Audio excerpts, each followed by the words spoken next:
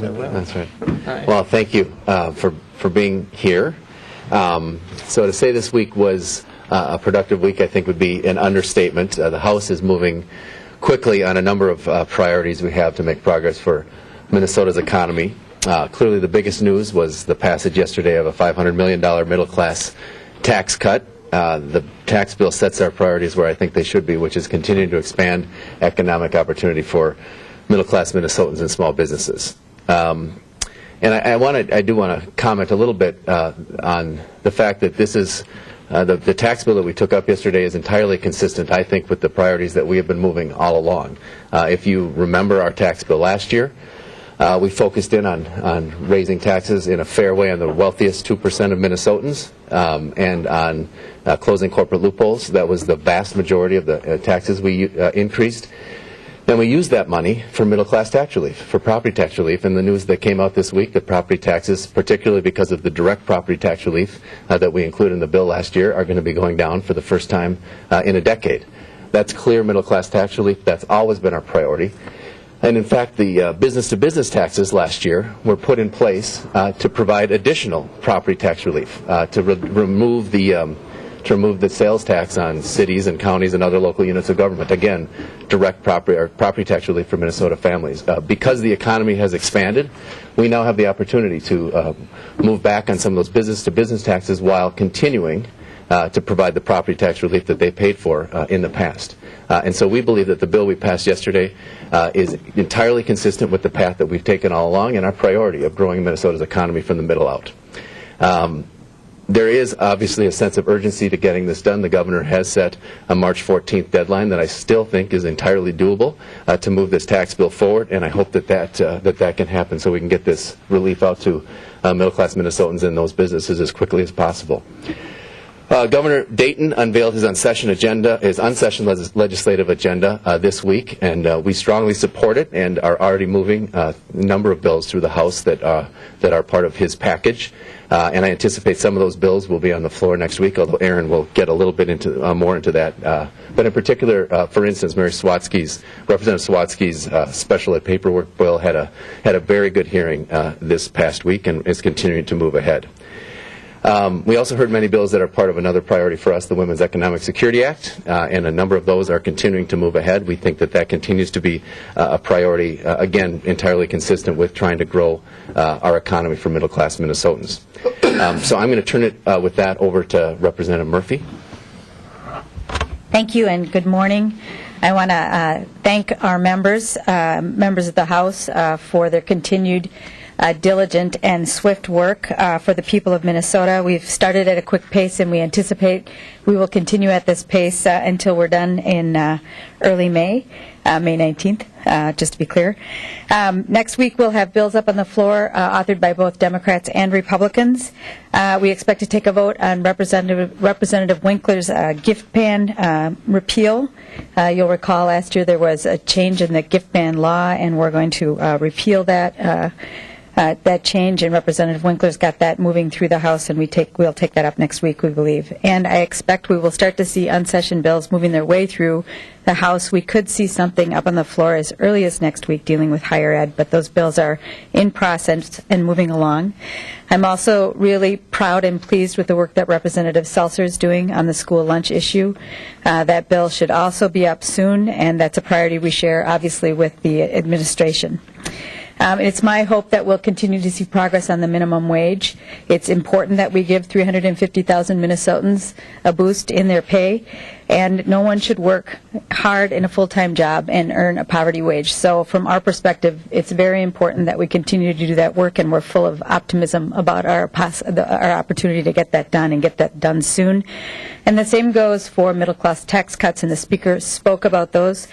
We did pass a very focused and clean bill to get it over to the Senate in order to get it to the Governor by his deadline of March 14th, and we think that's critical.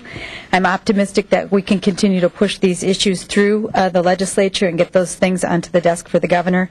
We are making real progress for Minnesota, and we will continue. Thank you. And with that, Senator Sieben. Well, good morning. These first 2 weeks have been so busy, it's easy to overlook the significant progress that we've made in the legislature so far for Minnesota. thinking back to my previous sessions in the legislature, I remember year after year, the tone during the first few weeks was always about how we were going to deal with these massive deficits that the state was facing, talking about difficult cuts and delayed payments to schools. And this session has certainly been a refreshing change.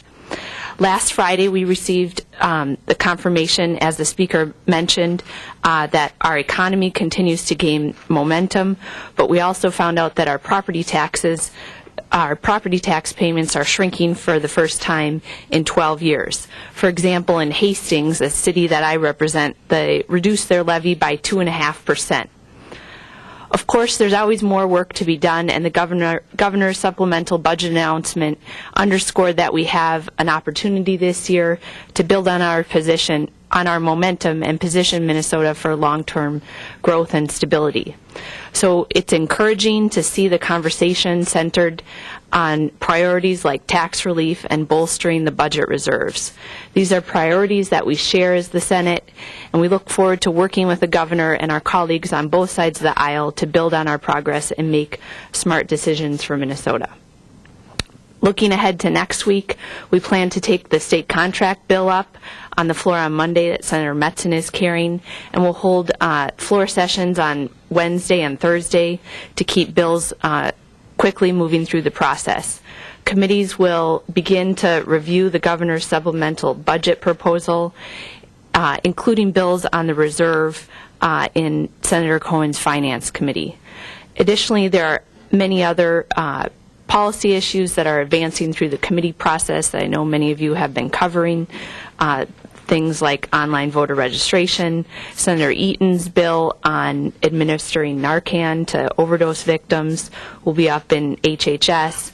Senator Jensen's Insurance Fraud Prevention Act is up in Commerce. And then there are a lot of other bills that are really showcasing that our committees are really, really busy right now doing a lot of good work. So with that, we'll open it up for questions. Yeah. Sorry.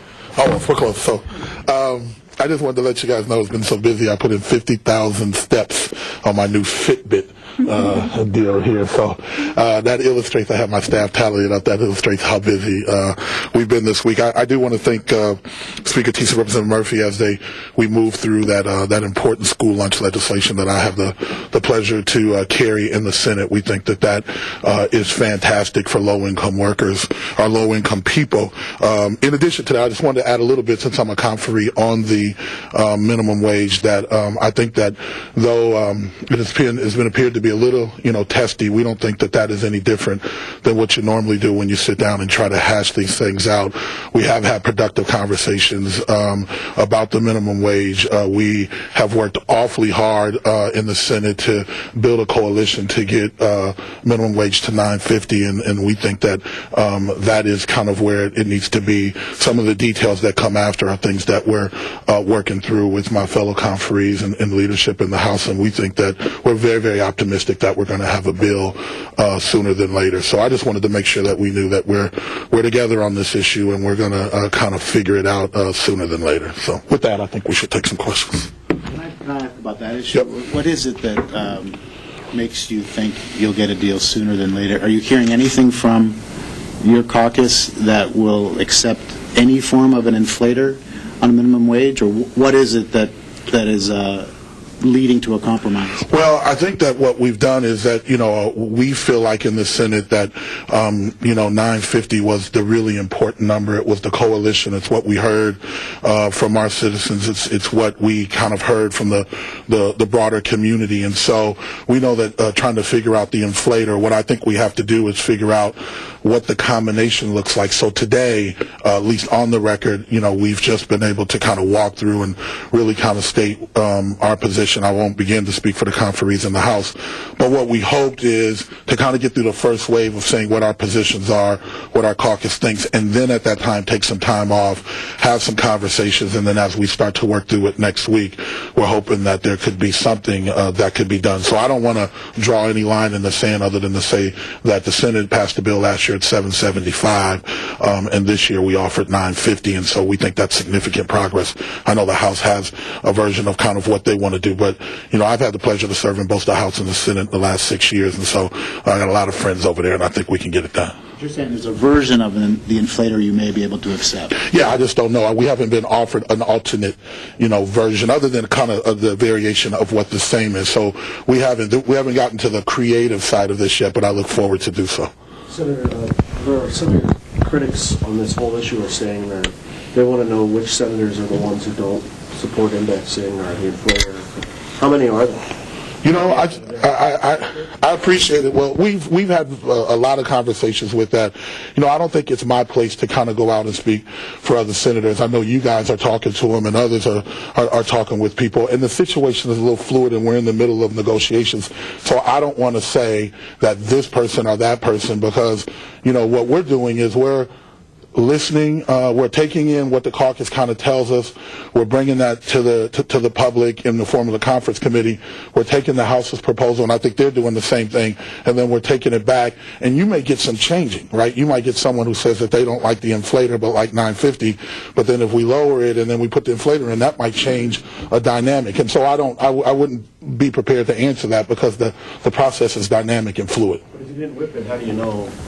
Well, we talked to senators about what the proposals are today, and I'm not prepared to tell you who the names of those senators are, but I think it would be disingenuous to do so because we're really working collaboratively to find what the best method is and what the best number is. Today, we in the Senate, clearly, we've said it publicly, we think that 950 without the inflator is the best. The House has said that we want 950 with the inflator, and I don't mean to speak for the House, but that's just what's been in the public, but we're working hard to see if we can find a solution.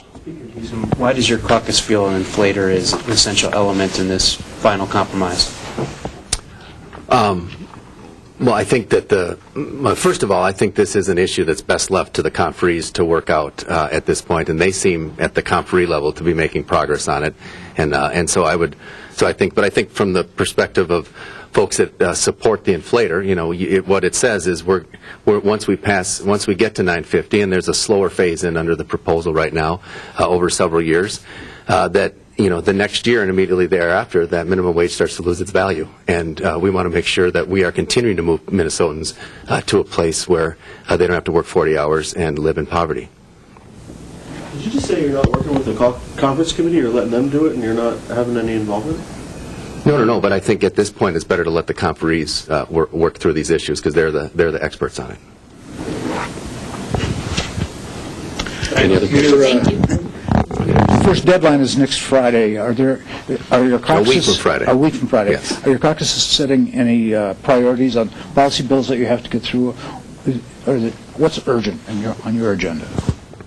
Well, I mean, so 2 weeks from today is the deadlines. Yes, the same things that we've talked about. There's a number of bills that people are working on, and I think there's going to be a lot coming through the system.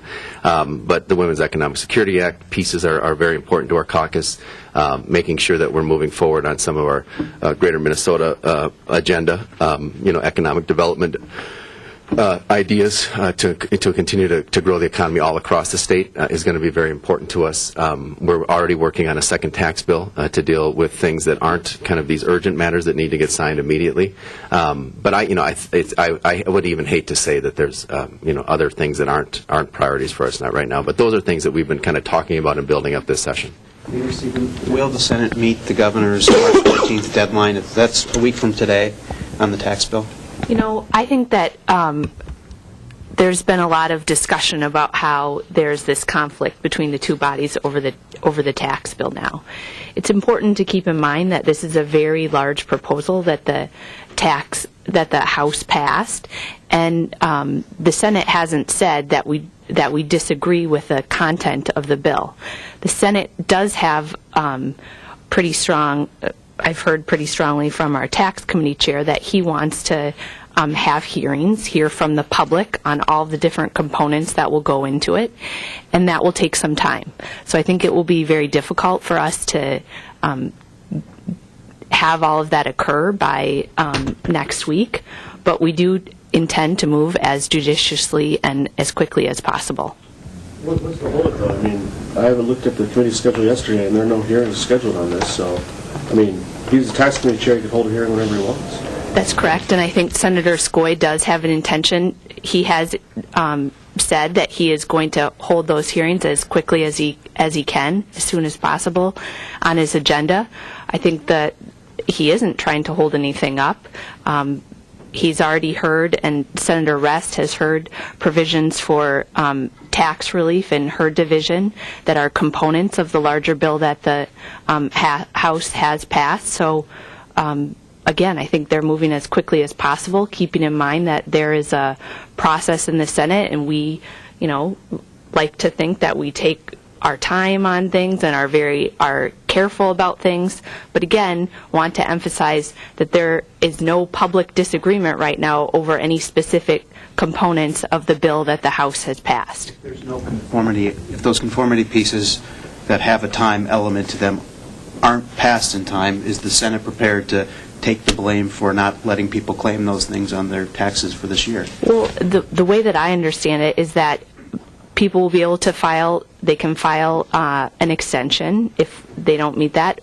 We've been told by the department that it will take a couple weeks to develop the software that's necessary for any changes that are made. So it's unclear whether now, even if there was a scenario where we cut out public input and could pass a bill, extend the rules and declare an emergency and pass the bill, whether that would even be able to happen. The marriage penalty that's been talked about a lot is not for the 2013 tax year, it's for 2014, so that isn't quite as pressing, I think, as it's been portrayed. Message from the department, because they've told us publicly that they've already started this conversation with the software preparers and everything, and they think that they could turn some of these things around in time if the bill is passed by mid-month. What message have you got?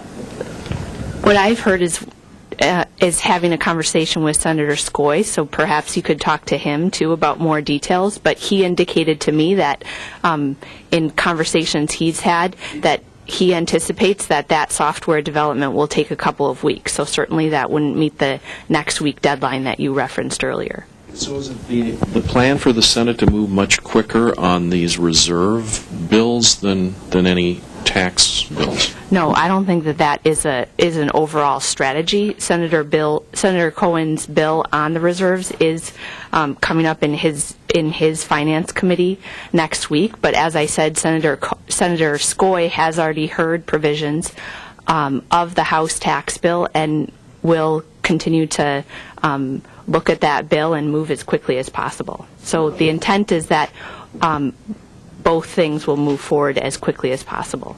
So I'm confused here. You're saying that the strategy or the solution to this issue, even though taxpayers, and I've talked to some of them, are saying they're worried about thousands of dollars being on the line, is, well, just wait and won't file an amended return maybe.